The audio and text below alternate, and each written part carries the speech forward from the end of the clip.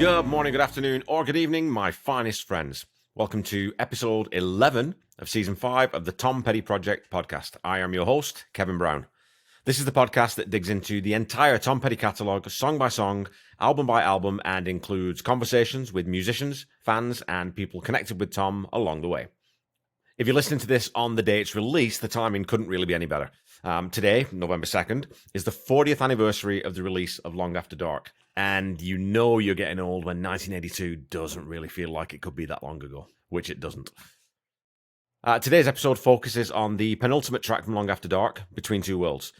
As always, I've left a link in the episode notes so that you can go back and listen to the track before we start, and once you've refreshed your memory, we can dig in.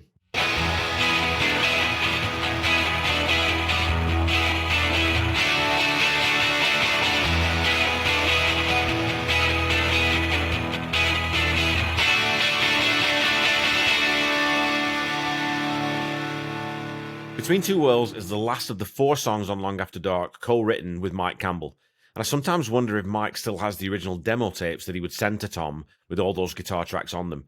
I'm sure fans would be fascinated to listen to them sometime if they do exist.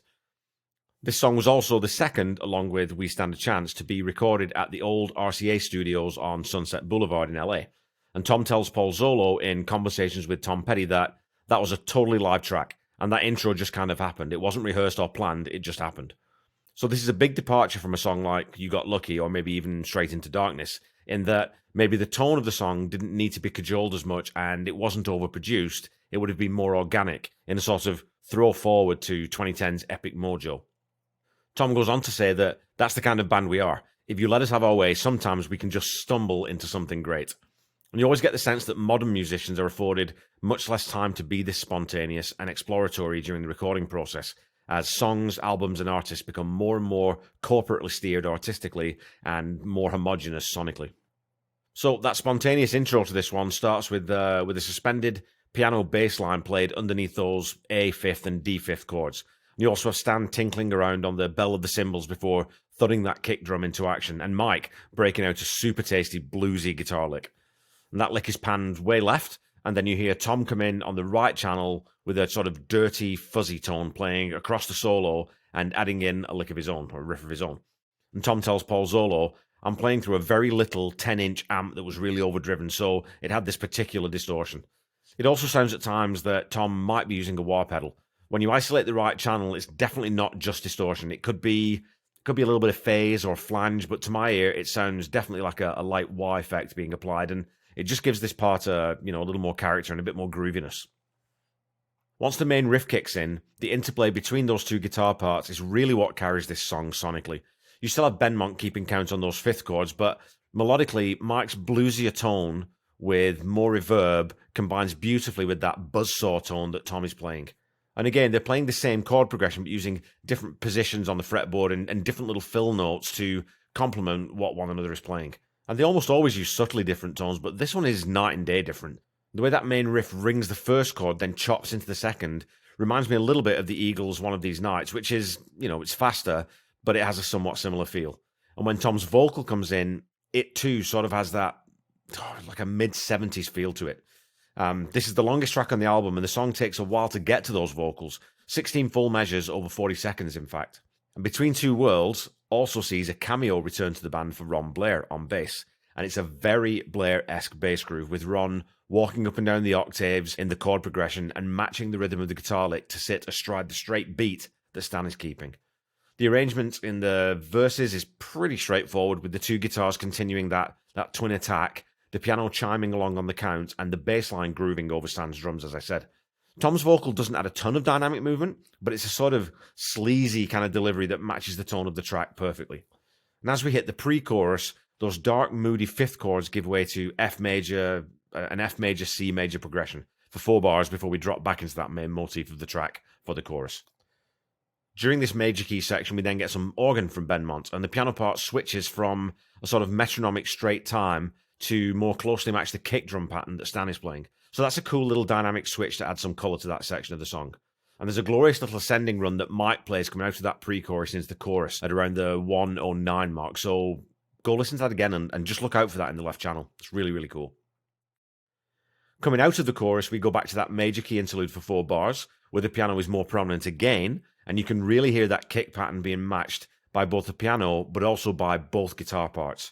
You then get some excellent little fills in the last bar from both Benmont and Mike before we head into verse 2. There's no gap between this instrumental refrain and the next verse, with the arrangement mirroring the first verse pretty much exactly, other than Mike throwing in a couple of lead noodles after the vocal to spice things up a little bit. And the second pre-chorus is also basically the same as the first, with the subtle difference of the piano seeming to mirror the vocal melody. However, leading into that second chorus, Benmont's organ stays in the mix, and with those broody fifths and the chunky guitar sound, I almost get a flashback to Refugee for a couple of bars. We then hear Tom say something to lead into the bridge, which sounds kind of like, "You guys bring it." And as I think I've said before, I love it when little things like that are left in the mix. And as this song was essentially a live take, it definitely fits the tone and the swing of the song wonderfully. The bridge to this one is strikingly different to the rest of the song. First of all, we drop to halftime, and secondly, we hear the chord progression change keys in a way that really reminds me of George Harrison, with that sort of G, D minor change, and then down to C. You know, Stan keeps the time on his ride cymbal and adds in plenty of tom hits to give it a sort of a bit more of a boomy bottom end. And Ron comes in with a trademark bit of playing stepping up 2 octaves during those first 3 bars before dropping down again. And the last 2 bars of this bridge then change again and add in a very unusual chord progression and a rhythmic change, with the organ then joining the piano to really build a crescendo into the solo as Stan bashes the kick and toms through that last bar. In that last bar, you also get some neat slides on both guitar channels before we drop back into that main chord progression, with Mike playing that gorgeous clean tone with the reverb dialed right back and plenty of middle and top frequency, but not a ton of bass. The organ and piano are keeping that entire section filled out sonically, and Tom's guitar is keeping that riff moving along, but adding in more of those little slides between chords. I'm not sure I'd ever listen particularly closely to Mike's solo in this one, but man is it tight. Again, super bluesy with just the most immaculate phrasing and use of tremolo. We talk lots about Mike not getting maybe as much credit as he deserves as a guitarist, and this is a damn near perfect guitar solo for this song. It's mean, moody, and magnificent. The solo ends and leads back into the pre-chorus and chorus, with the arrangement following the form of the previous one, and the call and response of Tom's "oh yes," and the organ really being brought up in the mix.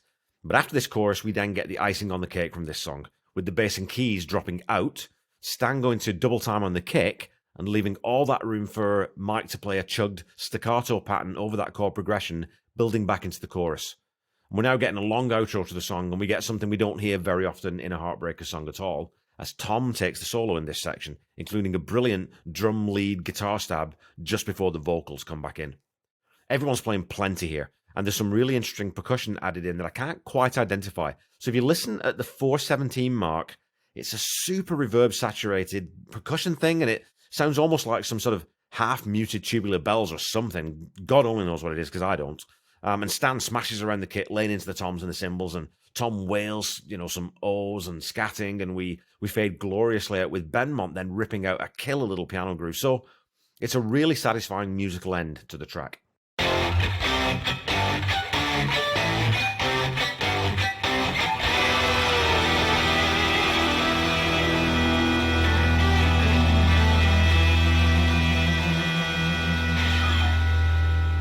Alrighty folks, it's time for some petty trivia.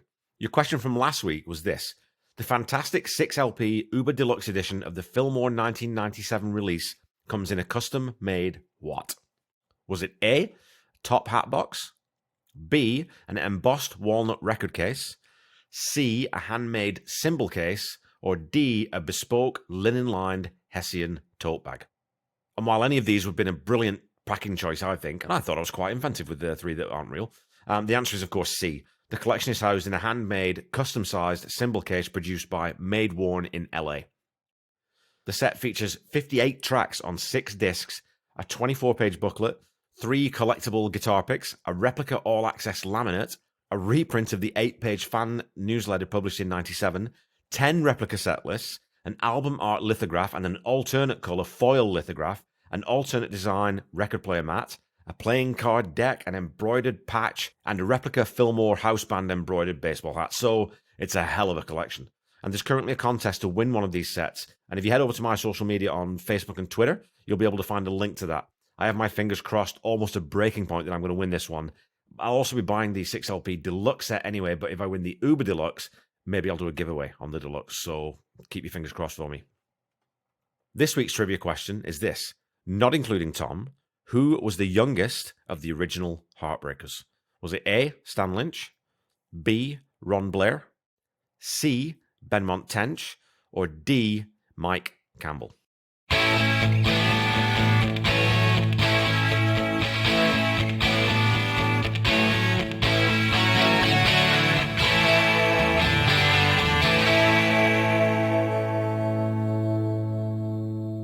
Alrighty, back to the song. Vocally, as I mentioned earlier, I think, Tom sits somewhere between his sort of pinched refugee delivery and his sleazier delivery on tracks like The Criminal Kind. You know, his voice is great throughout, and as always, he moves the melody line around slightly in each section just to give some different angles to the arrangement. Lyrically, this one feels like an existential crisis in some ways. There's conflict and doubt painted all over it, and the main theme, I know a woman's body is only flesh and bone, suggests the idea that it feels like it's much more than that, before resolving into how come I can't let go. And the lead line, I'm between two worlds, could speak to any number of different contexts. The duality of desire and doubt, of love and lust, of acceptance and rejection. It's hard to pin it down well because it's one of Tom's ambiguous songs that could be somewhat autobiographical, but it feels like it's written in a deliberately abstract way. The verses are really short lyrically, with only 2 lines in each of the 2 verses, and the pre-chorus and verse taking up much more of the song. The verses also seem to be somewhat disconnected from the chorus, in a way. There's a lot of talk about the danger zone, and there's adventure novels about taking to the road. Don't seem to have much to do with desire or anguish or rejection or whatever the themes of that chorus actually are. So I like that mysterious vagueness a lot. I also like the way that Tom doesn't rhyme those 2 lines in the chorus. How come I can't let go? I'm between two worlds. It's almost as if it's a question and answer in his own head. The rational and irrational battling it out for control.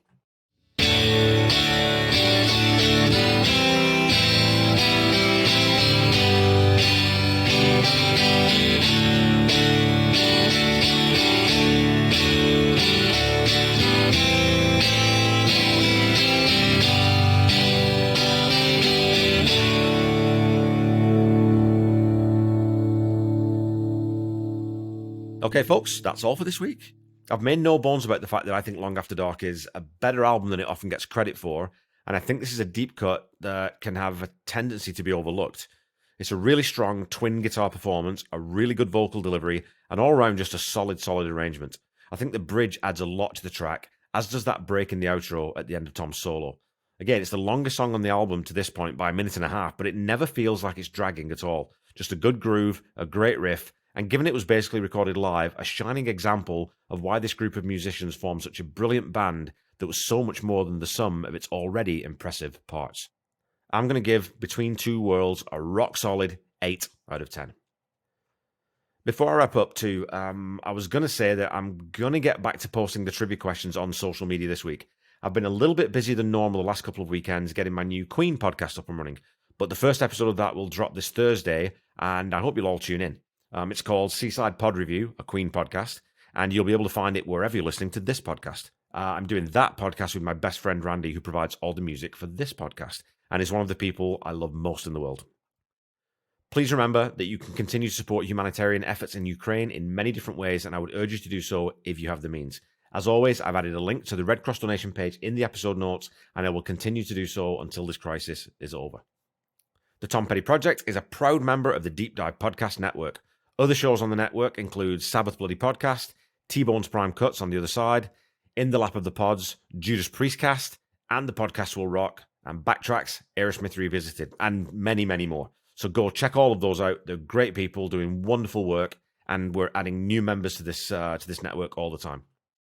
Don't forget to follow me on Facebook and Instagram at The Tom Petty Project, and on Twitter at Tom Petty Project.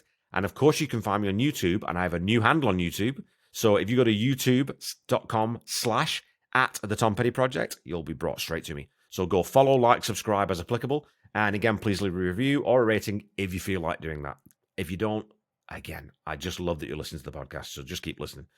Keep talking to me on social media. Again, I always enjoy our conversations, and I was having a great chat tonight, actually, just before I started recording with Mary Beth Donnelly about the idea of what we were talking about was Wildflowers, which had its birthday yesterday, if you're listening to this on the day of release. today, as of recording. I don't know that if I'd listened to that when it came out at the age I was, I don't know if I would have appreciated it the same way that I do now. And I think that's an interesting sort of discussion about your relation to music and how it changes as you grow and sort of relate to and empathize with the artist at the age they were at when they wrote those songs. So that's something we might dig into a little bit. And I think I might do an episode about that down the road as a special episode sometime. Don't forget that the Tom Petty Project is not affiliated with the Tom Petty Estate in any way. And when you're looking for Tom's music, please visit the official YouTube channel first. Go to SiriusXM and go find the Tom Petty Radio. Go to tompetty.com for official merchandise. And don't forget to check out the Tom Petty Nation and Tom Petty Fans Forever groups on Facebook if you're not already a member. They are fantastic fan communities and they are well worth hanging out in. So until we meet again next week, keep listening to and sharing Tom's music. Try to be kind. Try to say I love you to someone at least once a day. Stay safe and healthy, and I'll be back with you next week to talk about Long After Dark's final track, A Wasted Life. Bye-bye.